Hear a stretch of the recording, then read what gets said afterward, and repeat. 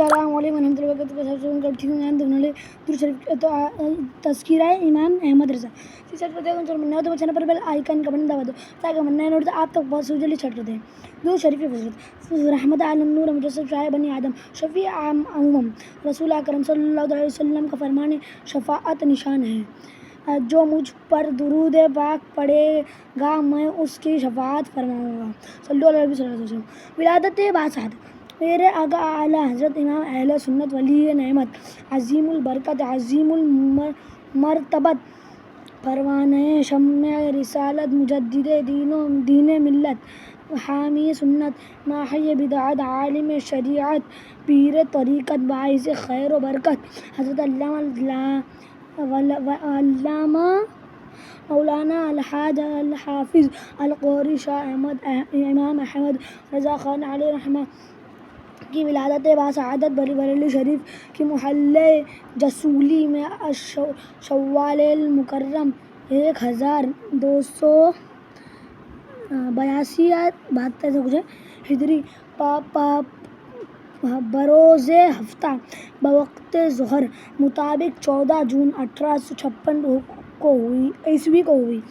سن پیدائش کے اعتبار سے آپ کا نام المختار ہجری 1282 ہے.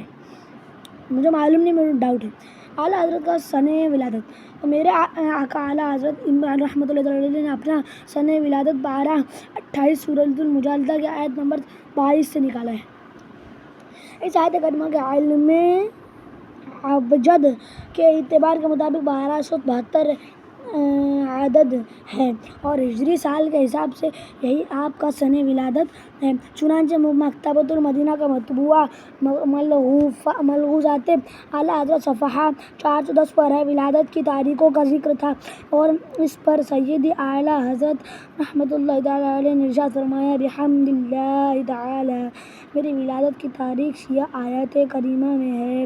اولئک کتب فی قلوبہم الایمان وایدہم بروح منہ. ترجمہ کنز ایمان یہ ہے جن کے دلوں میں اللہ نے ایمان نقش فرما دیا اور اپنی طرف کی روح سے ان کی مدد کی. آپ کا نام مبارک محمد ہے اور آپ کے دادا نے احمد رضا کہہ کر پکارا اور اس نام سے مشہور ہوئے. صلو علی الحبیب صلی اللہ علیہ وسلم. حیرت انگیز بچپن. ایک بیٹا میری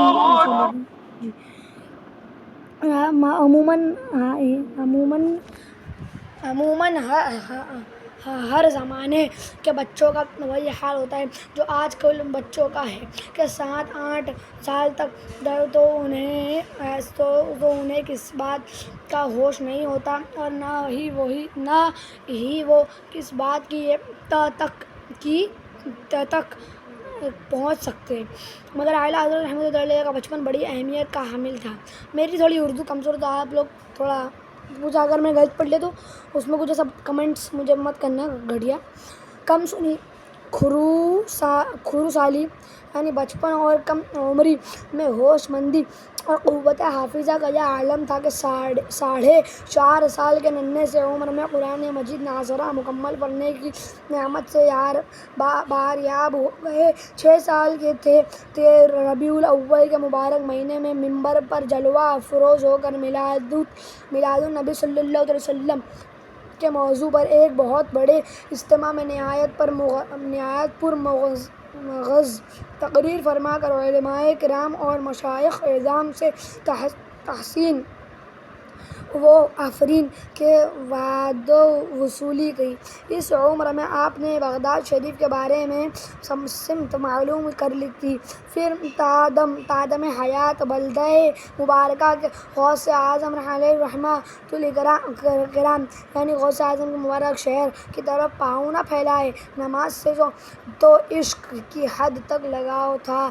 چنانچہ نماز پنجگانہ باجماعت تکبیر اولیٰ کا تحفظ کرتے ہوئے مسجد میں جا کر ادا فرمایا کرتے تھے. جب کبھی کسی خاتون کا سامنا ہو تو فوراً نظریں نیچی کرتے ہوئے سر جھکا لیا کرتے تھے گویا کہ سنت مصطفیٰ علیہ تحیط والشنا کا آپ پر غلبہ تھا، جس کا اظہار کرتے ہوئے حضور پر نور صلی اللہ علیہ وسلم خدمت عالیہ میں یوں سلام پیش کرتے ہیں: نیچی آنکھوں کی شرم و حیا پر درود، اونچی بینی کی رفعت پہ لاکھوں سلام۔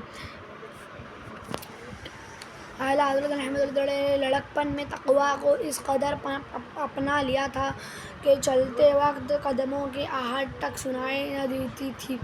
7 سال کے تھے کہ ماہ رمضان المبارک میں روزے رکھنے شروع کر دیے۔